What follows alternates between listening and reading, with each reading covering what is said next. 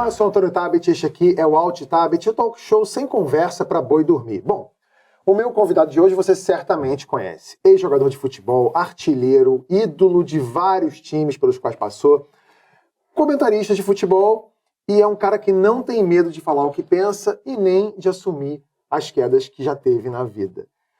Casagrande, um prazer te receber aqui. Prazer é meu, eu fiquei bastante feliz com o convite. O prazer é meu, a honra é minha. E eu quero começar já essa entrevista com uma dúvida que me persegue desde que eu te assistia ao vivo no Maracanã, como a gente começou a conversar aqui fora do ar. Você, óbvio, ficou conhecido como o ídolo do Corinthians, né, da democracia corintiana, você e Sócrates, e depois você foi jogar em outros clubes e no Flamengo, meu Flamengo.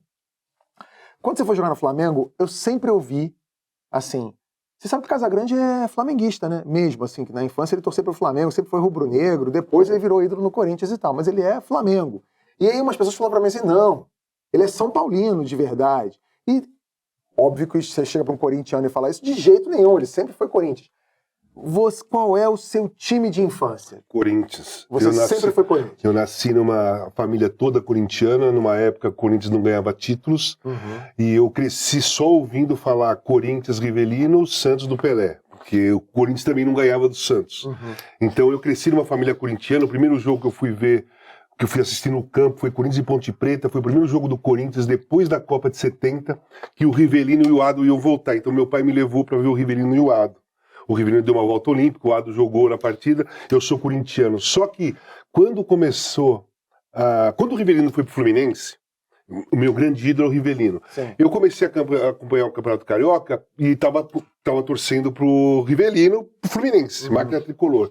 Mas aí eu assisti um jogo do Flamengo, não me lembro qual jogo do Flamengo, e eu fiquei impressionado com a torcida do Flamengo. Já tinha Zico, Luizinho, centroavante, o modo que eles comemoravam o gol, quando ia lá pra geral, né? E o pessoal vinha perto, aquilo ali me impressionou. E eu comecei a ter uma paixão, uma admiração pelo Flamengo. E aí, o que aconteceu? Eu fui jogar a Taça São Paulo, em 80.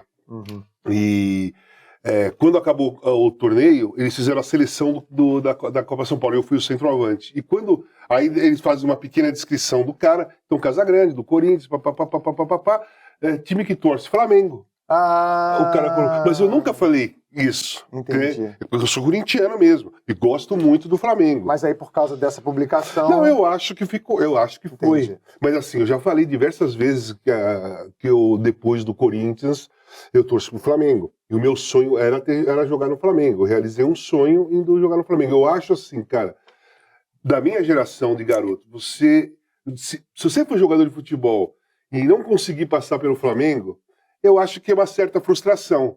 Porque, independentemente de clube, sabe? Sim. O Corinthians eu cresci no Corinthians, eu conheço tudo do Corinthians, é uma massa e tal. Mas, cara, Maracanã, lotado, torcida do Flamengo, é uma coisa que sempre mexeu com os jogadores ou com a garotada dos anos 70, dos anos 80. Então eu tinha isso na cabeça. Talvez hoje não tenha tanto essa coisa, porque os jogadores mudam de time toda hora, mas na minha época não. Engraçado, Casão, que esse argumento que você usou, assim, pô, todo jogador tem que passar pelo Flamengo. Eu tentei fazer isso com o Kaká, que jogou no São Paulo, no Milan. Eu falei assim, pô, Kaká vai pro Flamengo, tem que jogar no Flamengo, mas ele foi duro na queda. É uma outra geração, né? É uma outra geração. Eu cresci, eu era garoto dos anos 70, então, nos anos 70, você tinha um glamour maior pelos times, não tinha essa rivalidade de torcida, não tinha xingamento, não tinha ofensa, isso não tinha nada. Isso é muito doido, né, Casão? Por que você acha que a gente chegou nesse ponto? Você acha que é uma doença social? Ou você acha que isso é culpa da imprensa ou dos dirigentes? O que é? Porque eu lembro, assim, eu cresci também, eu sou Flamengo desde sempre, mas eu lembro que quando eu era criança, havia uma rivalidade, mas havia simpatia também. Sim. Você entendia assim, poxa, como o hino do Fluminense é bonito, poxa, a história da construção de São Januário pelo Vasco da Gama é uma coisa interessante, o passado glorioso do Botafogo, que contribuiu tanto com a seleção brasileira.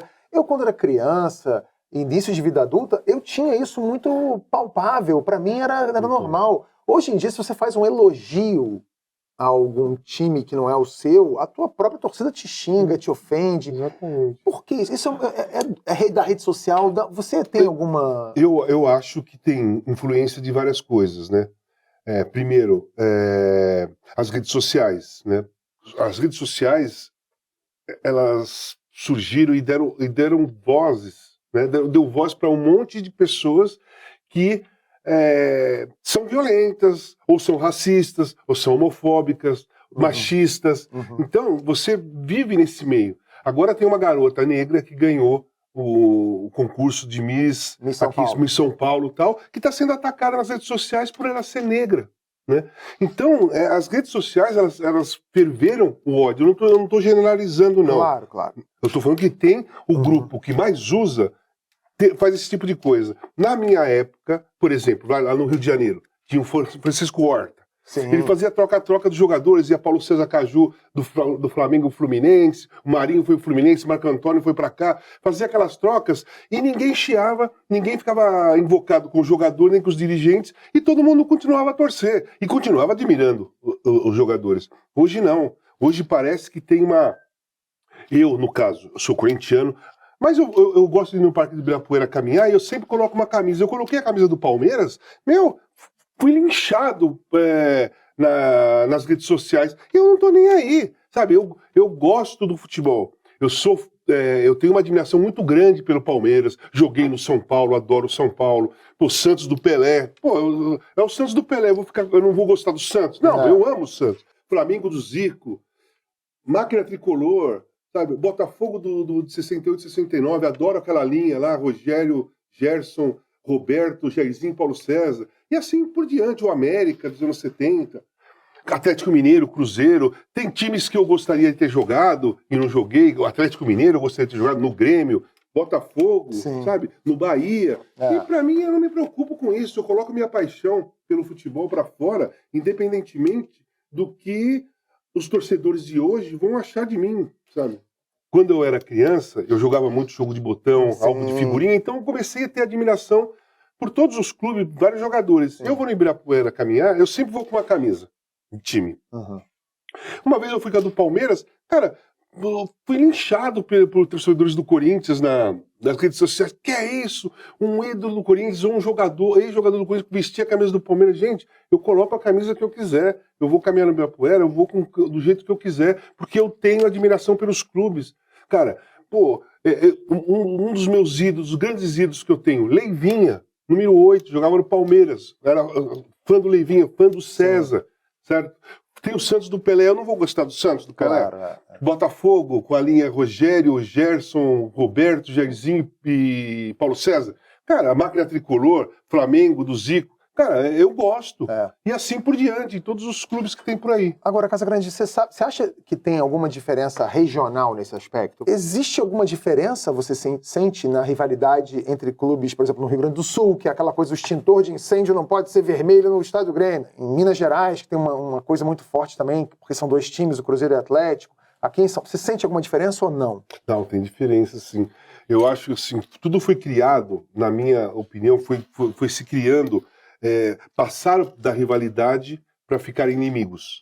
Né? Os torcedores ficaram inimigos. Os clubes também, na maioria das vezes. Eu não concordo, por exemplo, com jogadores tirando um sarro do outro clube. Quando ganha, grava nas redes sociais, ofendendo, cantando musiquinha, tirando um sarro, uma onda com outro clube. Eu acho que isso passa para o torcedor. Isso passa para o torcedor. Vai lá nos anos 80, você apostava, por exemplo, eu e o Serginho, porque já com o São Paulo apostamos cadeira de rodas.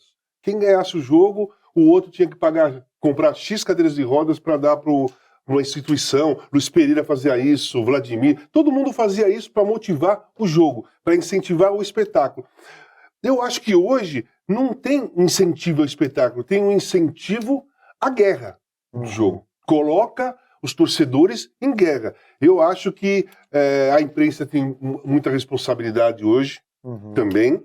Os jogadores também têm, tá? Mas isso começou lá atrás. Cara, eu jogava no Corinthians nos anos 80, Morumbi lotado, Corinthians e Palmeiras, estádio dividido, não tinha esse negócio de cota de torcedor, quem comprava mais entrava, ficava todo mundo lá, você jogava, saía, andava pela rua e tudo bem, sabe? Hoje o cara não consegue ir no supermercado, se ele tiver mal no time dele, recebe ameaça nas redes sociais, ameaça a família do cara. Isso não é uma coisa normal dentro de uma sociedade. Isso não é normal. Isso não faz parte da relação social das pessoas. Não faz parte. Existia um respeito dentro do... Eu não tirei um sarro quando eu fiz o quinto gol, nem o Palmeiras, os jogadores do Palmeiras naquela época, tiraram um sarro da gente que está tomando 5 do Palmeiras. Porque a gente entendia a dificuldade e respeitava aquela situação. A gente não punha fogo na situação que já estava crítica do outro time. Ninguém colocava fogo em nada. Mas hoje em dia colocam fogo. Mas sabe o que eu penso também, Casão? Eu acho que, assim, eu entendo que botam fogo, mas eu também vejo uma crise de autoridade. E eu vou te explicar por quê. Porque a gente, às vezes, vê algum tipo de comportamento, assim, do cara pegar o caixão, ou de sei lá o quê, e a gente vê que as decisões dos magistrados, desses tribunais, elas são completamente irregulares, elas não obedecem critério nenhum. Você vai ver, por exemplo, eu vejo o jogo da Premier League aqui. E aí o jogador faz um gol na Premier League, ele vai comemorar, pode estar a torcida adversária aqui, a 1 metro dele. Ele faz assim pra torcida e não voa um soco na cara dele, ele faz assim pra torcida. Aqui, um Gabigol da vida faz assim pra torcida, é cartão amarelo na hora. E aí eu acho que a mensagem que passa pro torcedor é a seguinte: esse cara está me desrespeitando quando ele faz assim. E não tem nada a ver, é um espetáculo, é entretenimento, né? Existe essa crise de identidade, né, Casão? Assim, dos caras que eles não são preparados para reger essa Quer dizer, se o Paulo Nunes, se jogasse hoje, ele ia tomar cartão amarelo todo jogo. Ele ia jogar 3 jogos, ia ficar vários sem jogar. Porque ele colocava a máscara do porco, ele colocava a máscara da tiazinha, do Mr. M e tudo mais. E aquilo ali era legal. Aquilo ali, todo mundo esperava. Até o torcedor do adversário esperava, se o Paulo Nunes fizesse o gol, que máscara ele ia colocar. Então o Paulo Nunes, lá nos anos 90, ele motivava o jogo. Ele criava uma situação que chamava público. Isso. Ele criava uma situação que chamava público. Não era ofensiva, não era desmerecendo o adversário, não era. Era uma questão que funcionou bem. Casão, falando em autoridade, eu queria saber, queria na verdade ser uma mosquinha para ver como é que foi tua relação com o Tele Santana na Copa de 16. Como é que era, Casão? Então, cara, o Tele foi uma coisa muito, muito estranha. O Tele, para mim, foi o grande treinador que eu tive aqui no Brasil. Tele Santana. O Rubens Minelli também, mas o Tele Santana. 85, nas eliminatórias, foi tudo lindo e maravilhoso. Ele super feliz, ele super descontraído, a gente brincava, o time jogava bem pra caramba, e tava tudo certo, e tava tudo tranquilo. Quando foi 86 pra Copa, eu acho que tudo começou errado. Tudo começou errado porque nós fomos convocados em fevereiro, a Copa em julho, e foi convocado 28 jogadores. Ele tinha que cortar 5, porque eram 23. Pô, aquilo ali criou um clima de tenso, né? Tenso dentro do... Claro que tinha aqueles que... o time que tinha jogado 85, as eliminatórias e mais alguns reservas, não sabiam que iam para a Copa. Mas tinha um grupo grande ali que estavam batalhando entre eles ali para não ser cortado. Sim. E ficava um clima tenso, ficava um clima estranho, né? E o Tele, ele não estava... O que acontece? Como ele tinha 28, ele ficou testando jogadores. Então nós fizemos vários jogos da seleção brasileira, amistosos, e sempre um time diferente, sempre um goleiro diferente, sempre um estilo diferente. Foi indo até a Copa do Mundo, até ele decidir os 23. Quando chegou lá, eu acho que o Tele pensou da seguinte maneira: 82, o time foi bem pra caramba, foi maravilhoso, um dos maiores times da história e não ganhou. Começaram a chamar ele de pé-frio naquela época, injustamente. Começaram a chamá-lo de pé-frio. Aí, para 86, ele colocou na cabeça o seguinte: eu vou fazer do meu jeito, do jeito que eu quero, porque se perder a bomba cai na minha mão. Então eu vou fazer do meu jeito. Então ele ficou muito rude. As relações foram muito difíceis.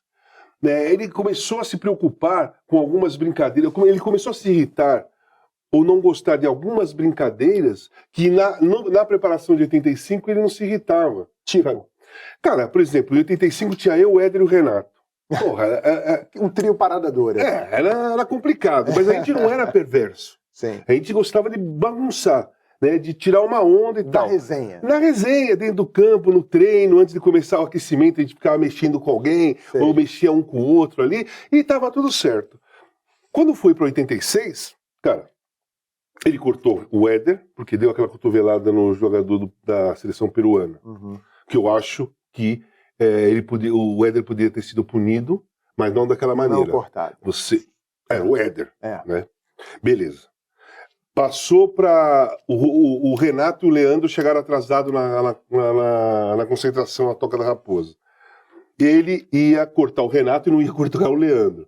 Nós, jogadores, fizemos uma reunião, chamamos o Tele e falamos assim, vamos fazer uma votação aqui para ver se a gente acha que tem que cortar ou não. Nós fizemos uma votação, a maioria ganhou para eles ficarem. Ele não gostou, porque ele queria cortar. Ele não gostou do nosso comportamento democrático naquele momento.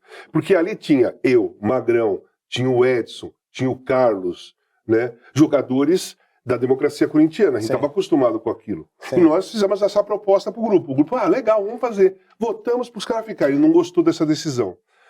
Quando chegou no último corte, ele cortou o Renato, mas não cortou o Leandro.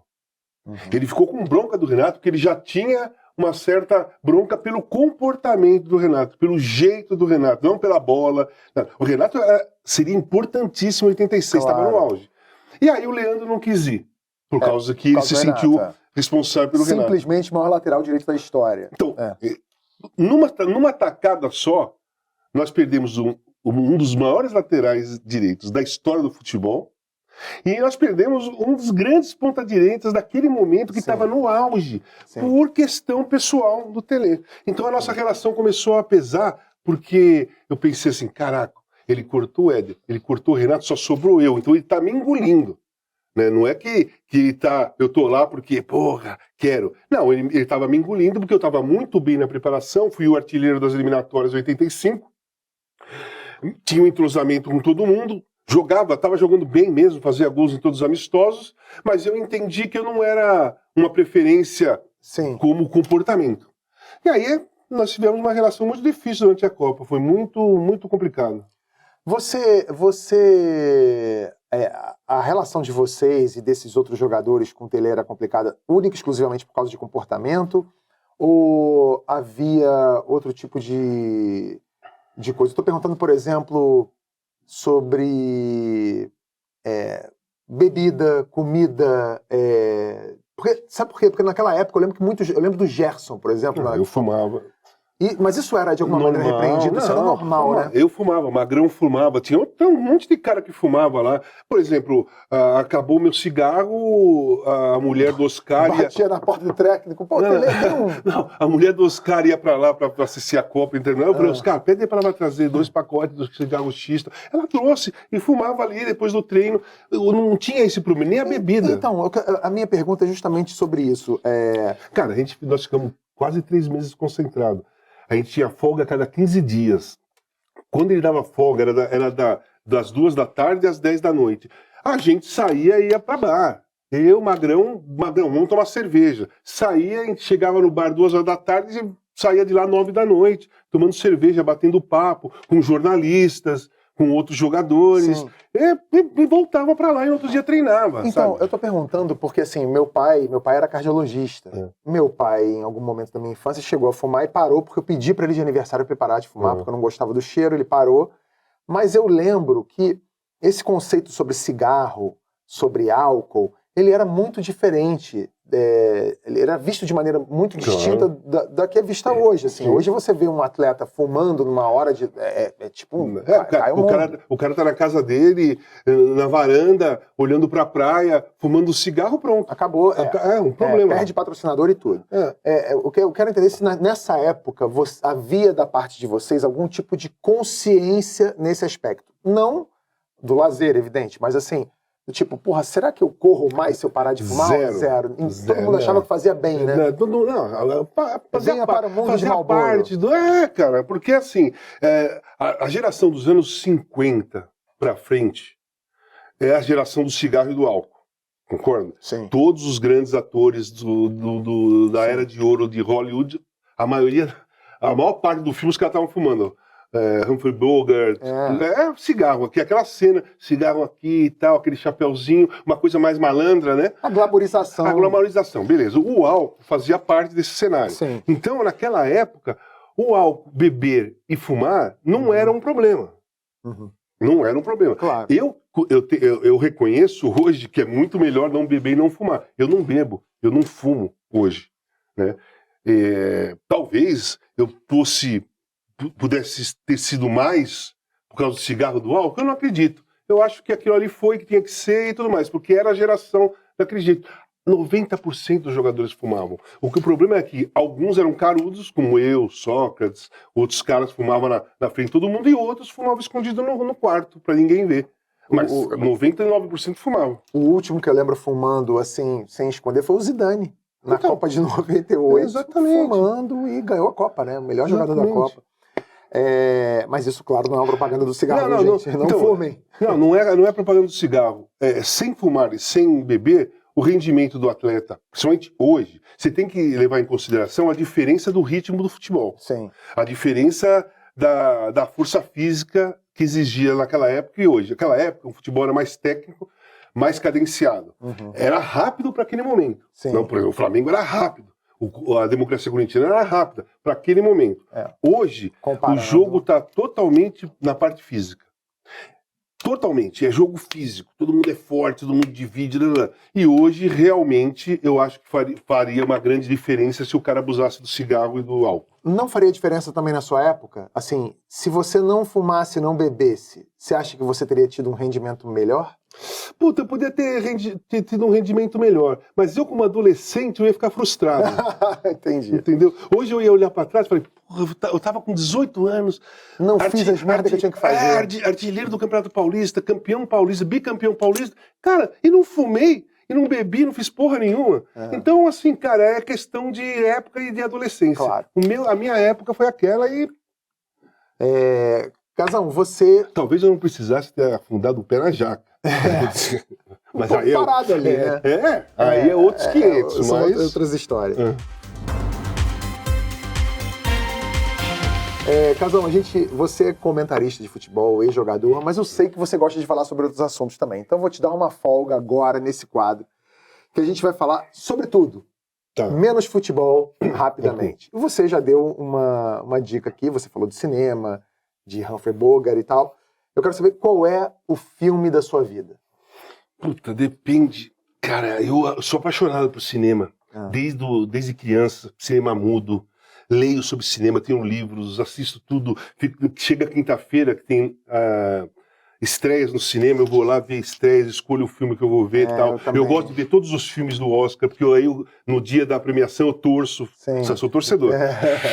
O filme da minha vida, vamos lá, tem Hair, Sim. que foi marcante para minha geração. Sim. Fui no cinema assistir o musical Hair.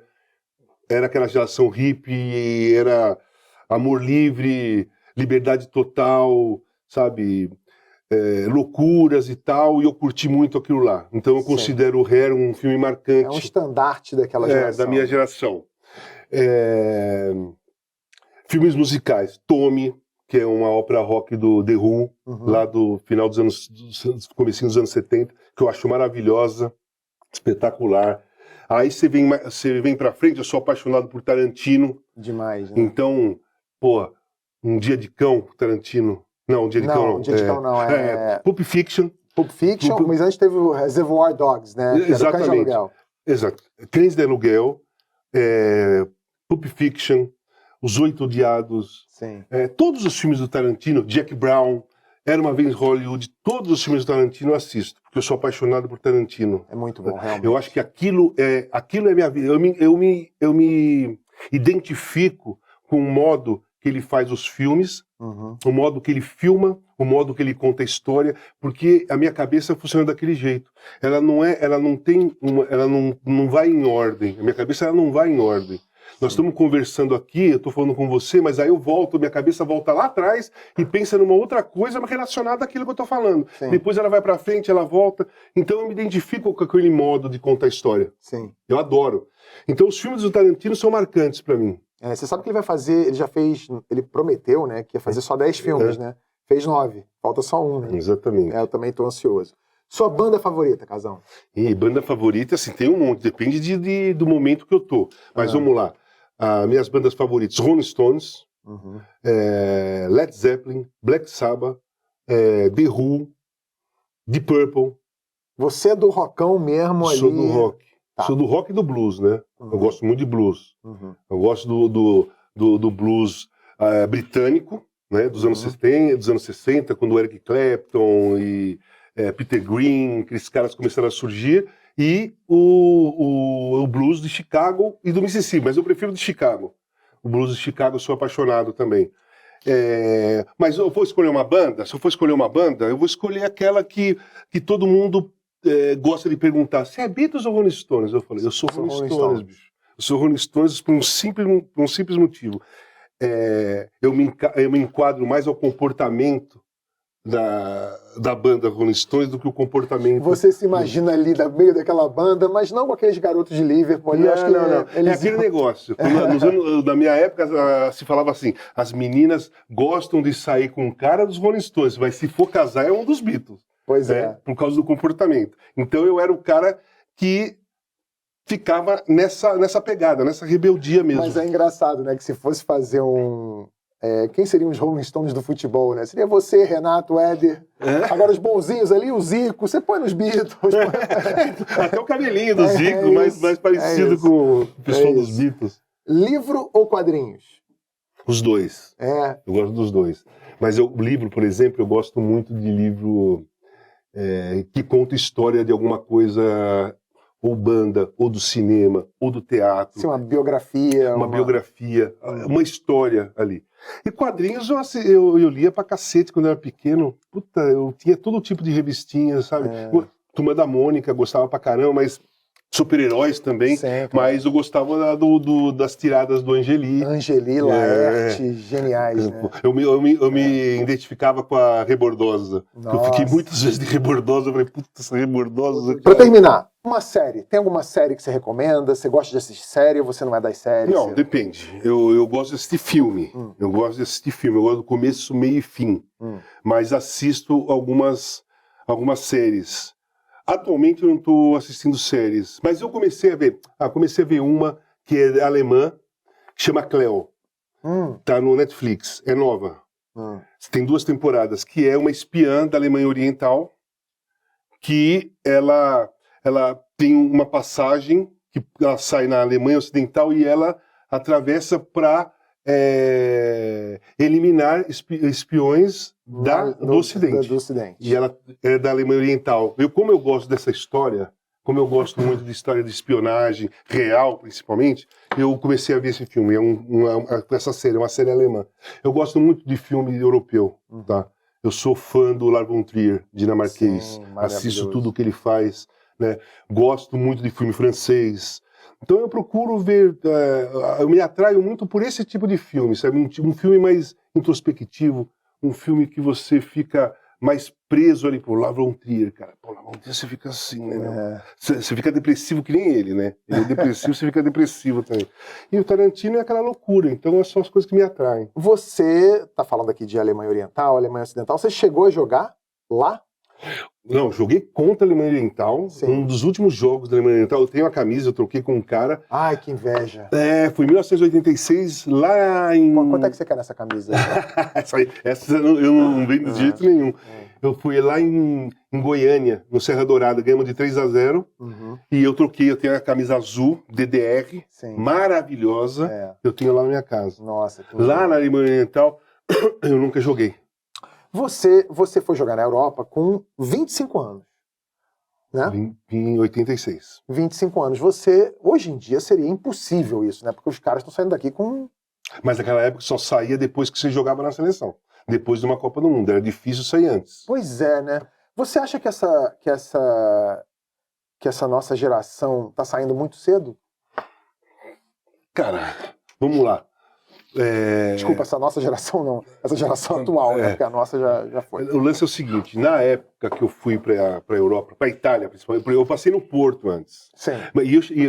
Tem um detalhe interessante, eu cheguei no Porto como estrangeiro, porque já tinha a cota de brasileiros, porque lá tinha uma cota de brasileiros por cada time português, então já estava completa a cota de brasileiros. Eles tinham só 2 estrangeiros, que era o Rabat Madjer, que era da Argélia, um grandíssimo jogador, e o Józef Mlinarczyk, que era o goleiro da Polônia. E eram 3 em Portugal. E eu entrei como estrangeiro. Uhum. Quando eu fui para a Itália, eram 2 estrangeiros só. Só para constar, o Madjer também tá no meu time de botão. Ah, é? Porque ele jogava demais, aquele cara. E aí, quando eu fui para a Itália, eram 2 estrangeiros. Então, a escolha dos estrangeiros para ir para a Europa era muito minuciosa.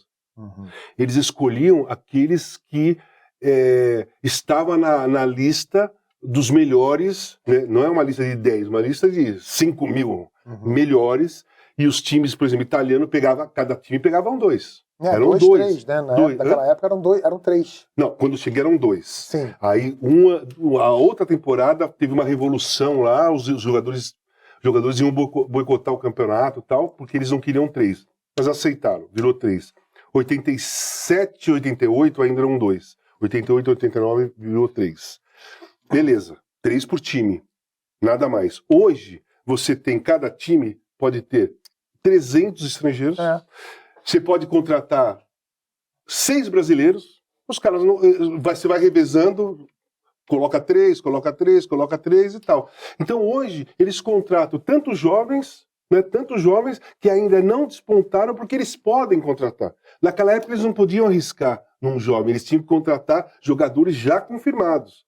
Né? Não dava para você apostar, por exemplo, o Real Madrid, nos anos 80, anos 70, não ia contratar o Endrick, ele ia contratar, sei lá, o Zamorano, como contratou o Zamorano. Sim. Eles iam nos caras que... Chave, né? Chave, que era para render... Mas isso com aquela lei Bosnia, né, acabou. Você vê, por exemplo, outro dia eu tava vendo um jogo Outro dia não, né? Faz uns anos eu acho que eu vi um jogo, salvo engano, eu vi um jogo da Inter de Milão, e os 11 titulares eram sul-americanos. Os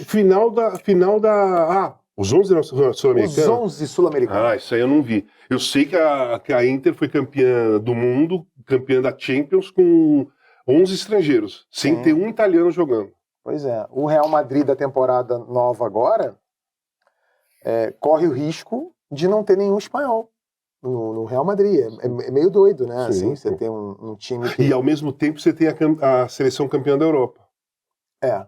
Né? É isso. Então, porque, por exemplo, cada país reage de uma maneira. A Itália, quando começou a ter esse tipo de time, 11 estrangeiros, ela ficou fora de 2 Copas.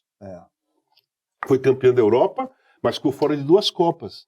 Por que acontece isso? Quando vai convocar uma seleção italiana, os convocados são os reservas dos estrangeiros. Exatamente. O goleiro titular da seleção da Itália, ou ele é reserva de um grande time, ou ele é um goleiro titular de um time menor. Então você enfraquece mesmo o desenvolvimento de países pequenos, cara. Não é Brasil. É muito Espanha estranho. Espanha é pequenininho. A Bélgica, por exemplo. A Bélgica está fazendo um trabalho de renovação. Por isso que ela está tendo gerações boas. Só que não ganha nada. Você acha que uma hora desanima. Você acha que isso está acontecendo aqui? Porque agora me ocorreu, por exemplo, que você vê um time que nem o meu, o Flamengo. O Flamengo hoje tem 4, talvez 5 estrangeiros. Tem o Vinha na lateral esquerda, que tem o Arrascaeta, tem o Varela, tem o Varela na direita, tem o De La Cruz, tem o Eric Pulgar ali o Rossi. Tem o Rossi, que é o goleiro. Então, assim, e se parar para pensar, Casagrande, o Arrascaeta e o De La Cruz não estariam na seleção brasileira hoje? Claro. Será que isso não está enfraquecendo o nosso futebol também, de alguma maneira? Porque tá vendo como é que é? Assim, eu sou contra o número de estrangeiros que colocaram. Eu fui contra. 7, né? São 7. Acho que são 7. Que pode jogar. Eu acho excessivo. Para o futebol brasileiro, que é pentacampeão do mundo, eu acho excessivo. Mas é aquilo, né? A gente tá cedendo o jogador pra caramba lá pra Europa, vai todo mundo pra Europa com 17, 18 anos, E aí os times ficam, bom, vou contratar quem? Vou pegar o cara do Uruguai. Tudo bem, mas eu acho que o Brasil não pode chegar ao ponto de um time brasileiro ser campeão da Libertadores ou do Campeonato Brasileiro com 11 estrangeiros. Não pode chegar a esse ponto. Pois é. Mas está subindo. Está subindo. E uma coisa que o Flamengo é um grande time, é o melhor time tecnicamente da América do Sul. O Palmeiras, para mim, é o melhor time competitivo da América do Sul, que vão jogar. Mas o Flamengo, quando na época dos anos 70, 80, tem um quadro lá na Gávea que é Flamengo faz craque em casa. Craque o Flamengo faz em casa. Craque o Flamengo faz em casa. Aí tem a foto, Tita, Leandro, Andrade, Adílio, Zico, Moser, quem mais que tinha naquela foto? Leandro, falei, né? Júnior, enfim. Sim, todos aqueles. Todos aqueles caras lá. E você olha hoje o Flamengo, qual jogador do time do Flamengo é feito em casa? Então, dos titulares. Então, mas aí você pensa, você foi para a Europa com 25 anos. O Vinícius Júnior tá com 24, ele estaria no Flamengo hoje. Entende? Sim, mas será que ele seria o Vinícius Júnior que está lá no Real Madrid? Se ele ficasse aqui? Não sei, mas ele já estava virando titular do Flamengo naquela época, quando ele foi vendido. Então, assim, o Vinícius Júnior, o Matheus França, você pega o Paquetá, todos esses caras vão para lá muito cedo. Sim. Então não tem tempo, né, de fazer muito... Também. Mas eu acho que, por exemplo, você tem o Lohan, não é? O Lohan. É um ótimo jogador. Sim, ele é muito bom. Ótimo. Mas ele vai ter chances de vez em quando. Porque quem joga ali é um estrangeiro bom, entendeu? Não é que é mal. Eu não sou contra estrangeiro bom, quero deixar claro. Sim. Eu acho que o futebol, os times brasileiros têm que contratar estrangeiros que fazem a diferença. O Flamengo. O Flamengo tem o Pulgar, jogou a Copa América, tem o Arrascaeta, fantástico, você tem o Vinha, também da seleção do Uruguai, o outro da seleção do Uruguai, Palmeiras também, mas tem muito time que tem jogadores estrangeiros de terceira, segunda categoria de países bem mais fracos. Agora, Casão, a gente vive no Brasil, o Brasil é um país que tem, enfim, um problema desde sempre em relação à educação, sobretudo em relação aos mais pobres, e jogador de futebol normalmente tem uma origem humilde e tal, também não tem muito acesso. Você foi para a Europa com 25 anos. Os garotos estão indo embora para a Europa com 17. Com 17, 18. Com 18. Que só pode com 18. Eu sou um cara, eu sou um homem branco, cis, hétero, de classe média do Rio de Janeiro, então eu tive acesso à educação e eu não me imagino, quando alguém chegando para mim falando assim, então, garotão, você com 18 anos você vai jogar no Real Madrid, tá? Vá lá. Eu me imagino hiper desamparado, despreparado para isso. Eu fico imaginando um garoto que cresceu numa favela e que não teve acesso à educação. Como é que você acha? Você acha que existe alguma preocupação com a cabeça desses caras? Com a questão social que envolve eles? Porque eu fico imaginando que deve ser muito maluco um garoto que cresceu numa favela no Rio de Janeiro, numa favela no litoral em Santos, e daqui a pouco ele tem 19 anos, uma Mercedes, um colar de diamante, um salário de sei lá quantos milhões de euros, e isso mexe com a cabeça de qualquer um, né? Claro.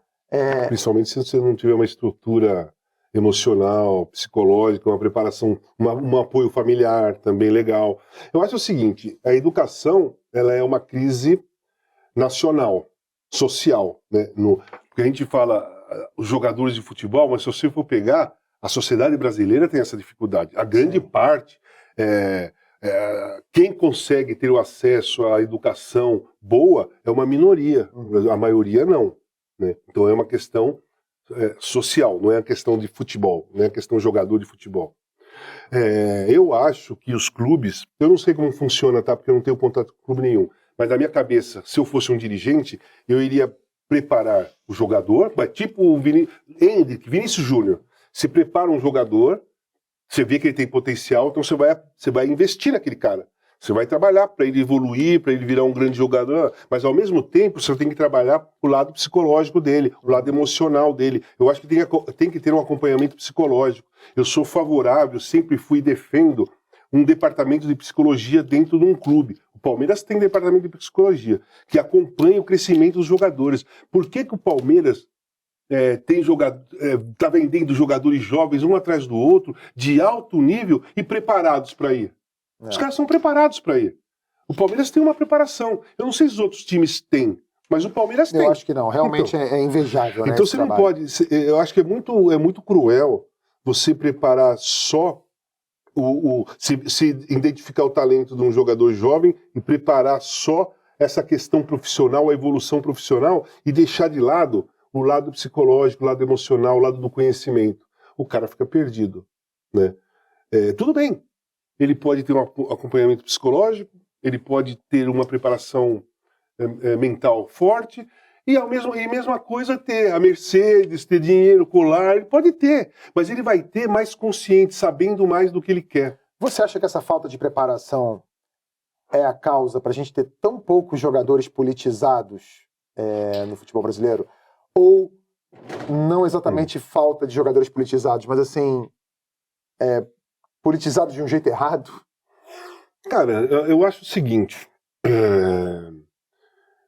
hoje em dia tem uma divisão muito cruel da sociedade. É muito cruel essa divisão. Se você é de esquerda, você é massacrado, ignorado, ofendido pela direita. Se você é de direita, você é massacrado, ofendido pela esquerda. Então, tem gente que perdeu amizade por causa disso. Sim. Tem gente que ficou com incompatibilidade dentro da família por causa disso.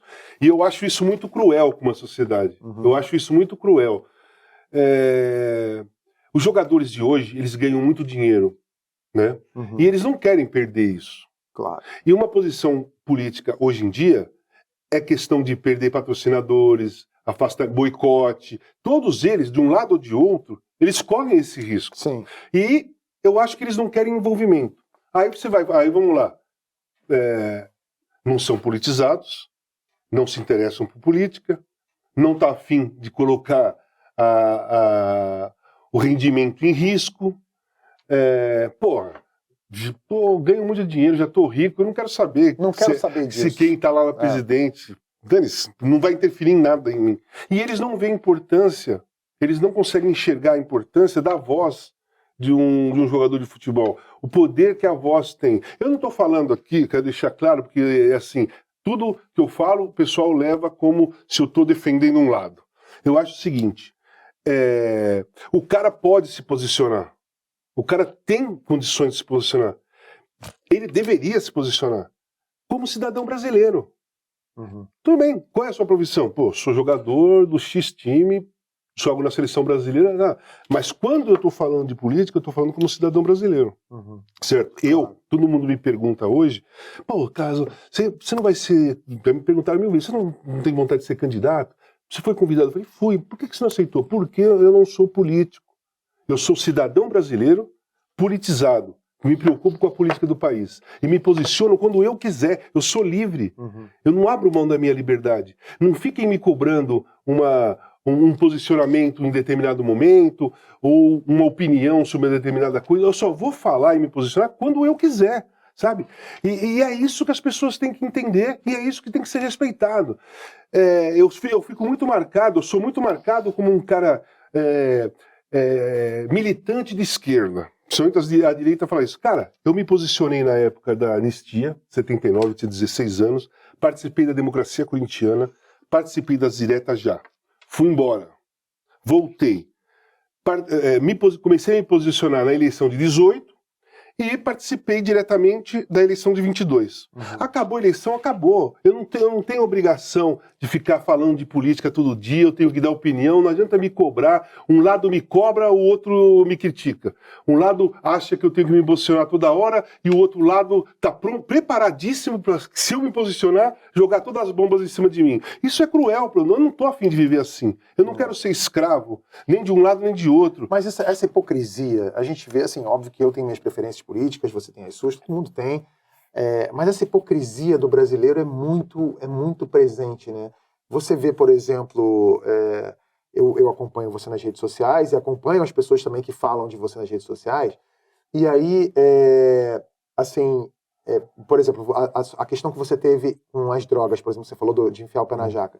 Eu vejo, quando você se posiciona politicamente... Sim, as agressões são as assim. agressões vão para esse lado. Mas o inverso também acontece, porque eu vejo, por exemplo, militantes de esquerda que simpatizam com as suas posições políticas e que entendem que o problema pelo qual você passou também são os militantes que xingam o Aécio de cheirador quando o Aécio faz uma coisa. Então, assim, é uma hipocrisia generalizada. Então, né? mas eu tô no meu caso, eu tô nesse meio aí, né?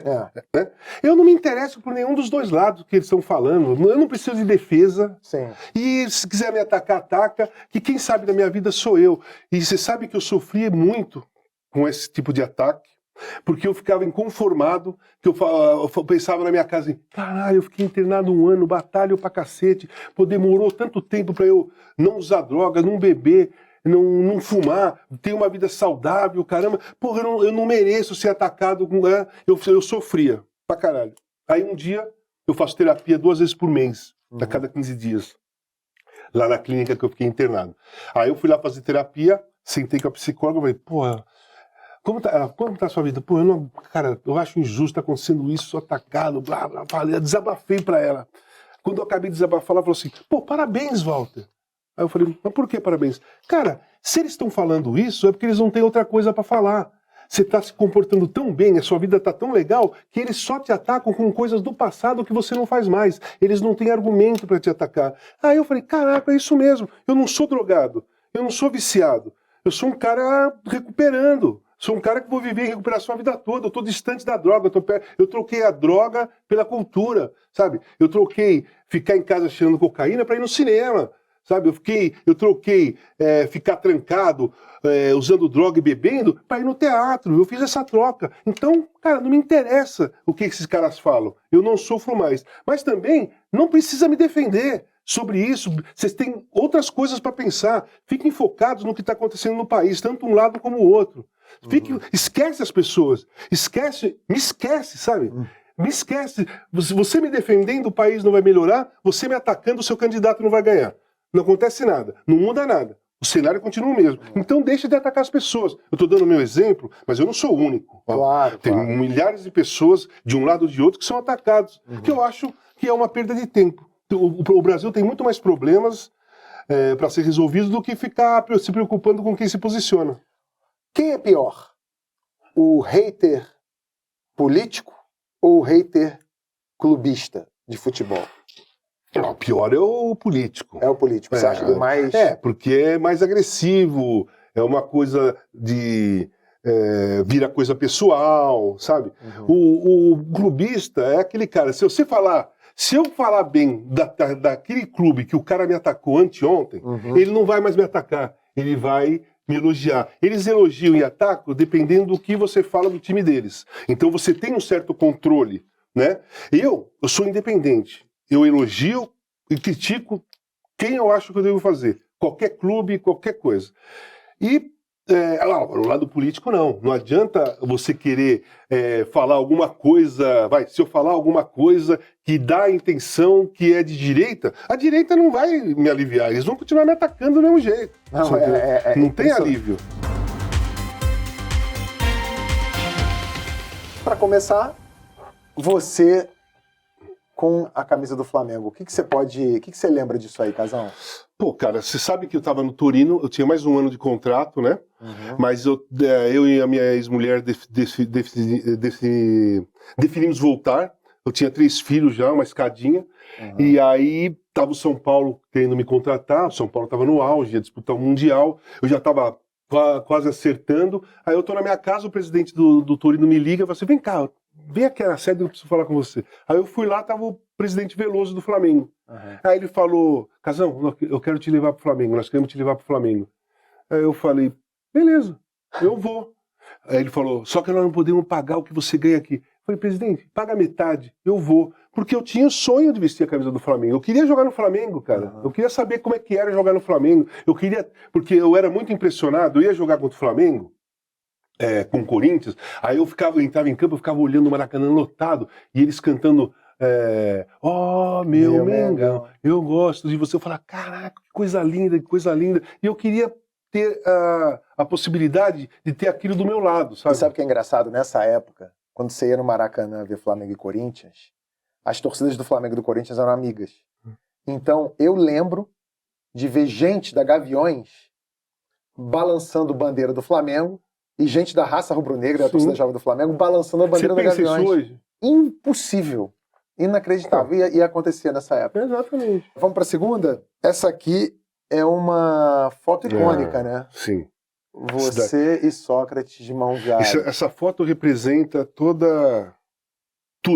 na realidade. A minha relação de amor com o Magrão, a nossa união mesmo de como pessoa, como jogador, dois caras que se entrosaram muito bem dentro do campo e foram percebendo aos poucos que fora do campo tinha quase tudo em comum e se apaixonaram, né? Foi o título de 82, o primeiro título da democracia corintiana, então era um título que a gente não podia perder, senão a ditadura ia cair em cima, ia cair matando em cima da gente. Então essa foto aí simboliza tudo o que você pode imaginar.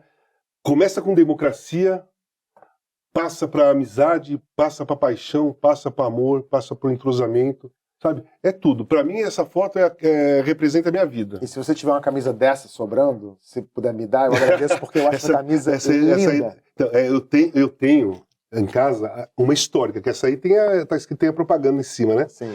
Eu tenho uma que está escrito dia 15 vote. Eu joguei com ela, levei para casa. Sim. Que nós jogamos em 82, antes das eleições de 15 de novembro, para o governo do estado, que foi a primeira, né, depois do golpe militar. E eu tenho em casa guardado. Essa aí, preta e branca, só que em cima está escrito dia 15 vote. É o irmão que você não teve? Ou o irmão que você teve? Não, o Magrão é assim, é o amor da minha vida. Sabe? Sim.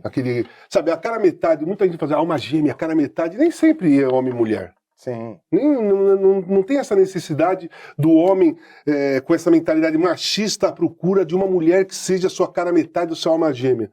As coisas acontecem naturalmente. A minha alma gêmea foi o Magrão. É o amor da sua vida. É o amor da minha vida. E pronto, sabe? Não tenho mais o que dizer. Cada um interprete do jeito que quiser. São dois caras lá. Tanto que tudo combina, né? Ele era um 8, eu sou um 9. Né? Ele era um cara de assistências, você era um cara de gol. Exatamente. Nós fizemos uma relação de uma troca justa entre um e o outro, que é muito difícil, né? Às vezes você tem uma troca com uma pessoa, às vezes você dá muito mais e a pessoa tem pouco para te dar, ou a pessoa dá muito para você e você não consegue oferecer muita coisa para ela. Ali não, foi uma troca justa, emocionante, porque ele pegava de mim toda a minha juventude, toda a minha rebeldia, todas as minhas ideias mais agressivas, e ele passava para mim um conhecimento... Uma serenidade. Um conhecimento mais plano. Eu era bom, né? Tanto que os caras falavam assim na época, pô, o Casão é o que toca fogo. Ele mesmo falava, como que é a democracia corintiana, Magrão? Pô, é assim, assim, assim, mas quem toca fogo é o Casão, quem movimenta é o Casão, porque eu chegava, eu era agressivo mesmo. Sim. E nós fizemos essa troca, e é isso, cara. Aí a questão eu escrevi um livro que define isso daí. Sócrates e Casagrande, uma história de amor. É isso. Próxima foto, você com Fernando Henrique Cardoso e Osmar Santos num comício das Diretas Já. 84. Foi o dia que o Magrão falou, se a emenda Dante de Oliveira passar, eu não vou embora do nosso país. Que momento, né? Cara, isso aí foi um momento... Eu nunca senti uma energia tão incrível como foi esse dia. Porque nós somos de metrô, não dava para ir de carro. O mundo estava indo pro Vale do Agabaú. O mundo estava indo para lá. O mundo. Não dava para ter... Nós somos de metrô. E o metrô lotado. Incrível. E as pessoas vendo... Ô Casão, ô Magrão, beleza, beleza, pô, que legal, não sei o quê. Ninguém falava de futebol. Eles olhavam para nós, eu era o Casagrande do Corinthians, ele o Magrão do Corinthians, mas eles olhavam igual. Era uma questão igual. Era cidadão. Cidadão dentro do metrô, indo para um lugar. Então, beleza. Aquela turma que estava com a gente foi para a multidão e nós subimos pro palanque. Mas todo mundo com a mesma igualdade, uma igualdade de ideias, uma igualdade de social, sabe? Todo mundo estava com o mesmo pensamento, indo para o mesmo lugar. Foi uma energia incrível. E lá de cima, se eu olhava assim, porra, era um oceano de gente, cara. Sim. Não dava para ver o fim. Você tentava, não dava, era impossível. Tinha mais de 1 milhão de pessoas lá. É impressionante ouvir isso de você, porque assim, você imagina para um político que está aí, que tivesse aí, ele podia falar assim, foi a sensação mais incrível que eu já vi na minha vida. Ouvir de você é mais surpreendente ainda, porque você é um cara que jogou em estádios lotados no mundo inteiro. Você jogou pra torcida do Flamengo, do Corinthians, e você fala assim, a maior sensação que eu já senti na minha vida. Foi. Essa aqui você tá sendo marcado por um dos maiores Paulo Maldini. zagueiros /laterais da história. Ele jogava de lateral nessa época. E aí, que tal enfrentar esse cara aí? Cara, eu joguei diversas vezes com o grande Milan, né? Eu joguei 7 anos na Itália, foram 7 anos enfrentando o Milan de Van Basten, Gullit, depois chegou Papan, e Rijkaard, e Ancelotti, Maldini, Baresi, enfim, um timaço, né? Mas tanto o Ascoli como com o Torino, a gente batia de frente com eles. Era de igual para igual. De igual para igual, principalmente em Ascoli, né? Nós ganhamos de 1-0 uma vez em Ascoli, eu fiz o gol, foi 1-0. Joguei pelo Torino, não me lembro de ter perdido pro Milan jogando pelo Torino por mais empates. Casão, infelizmente, a gente tá chegando no tempo. E eu não li metade das fichas, porque tinha tanta coisa para falar com você que eu acho que eu vou guardar para uma próxima oportunidade, porque realmente é um papo muito bom, muito agradável, mas aqui neste programa a gente sempre termina com uma pergunta que eu faço para todos os entrevistados, que é para você contar algo que você nunca contou antes. Tá. Então me conta algo que você nunca contou antes. Vou contar 2 coisinhas, tá. Porque uma é inusitada e a outra é engraçada. Ótimo. Você quer que eu comece por qual? Começa pela inusitada. Inusitada, beleza. 2013, Copa das Confederações, tava numa festa na casa do Arnaldo César Coelho, todo mundo lá, tal. Aí o Ronaldo, fenômeno... Pode isso, Arnaldo? Então, eu devia perguntar, porque o Ronaldo me chamou pra sair com a namorada dele, tava o Ivan Moré também. O Ronaldo... Fenômeno. Onde nós vamos? Ele falou assim, porra, eu vou te levar numa casa de funk aqui no Rio de Janeiro que vai ter o show de uma garota. Meu, tá bombando aqui no Brasil. Era a Anitta. Olha! A Anitta e as Poderosas. E eu fui nessa casa de funk e vi o show da Anitta. Por que eu falo que é inusitado? Não tô desmerecendo a Anitta, não. Ela tem um talento gigantesco. Ela conquistou tudo trabalhando pra caramba. Porque eu sou do rock and roll, né?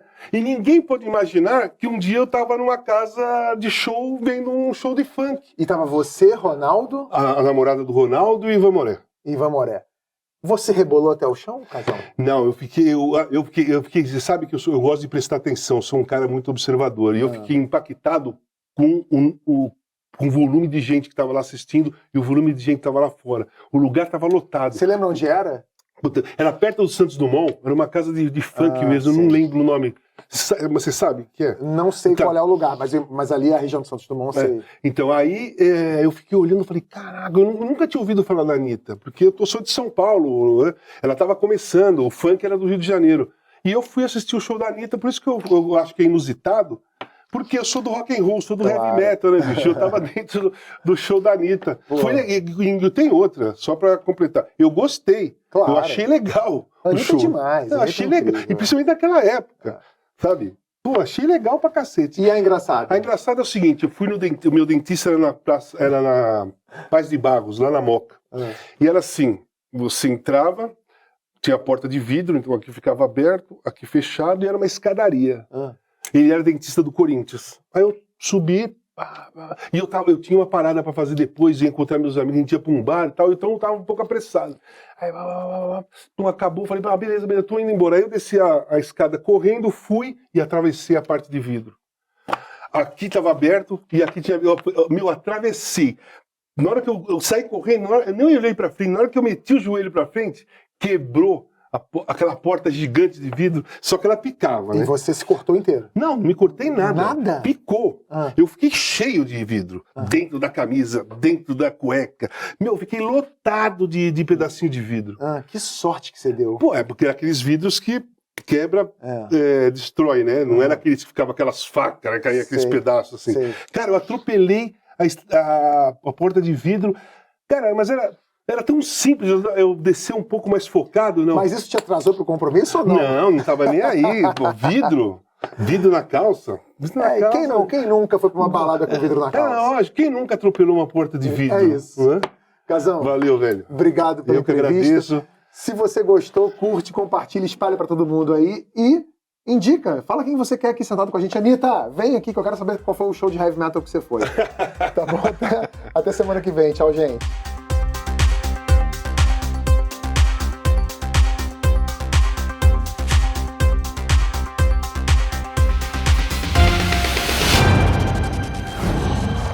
Uau!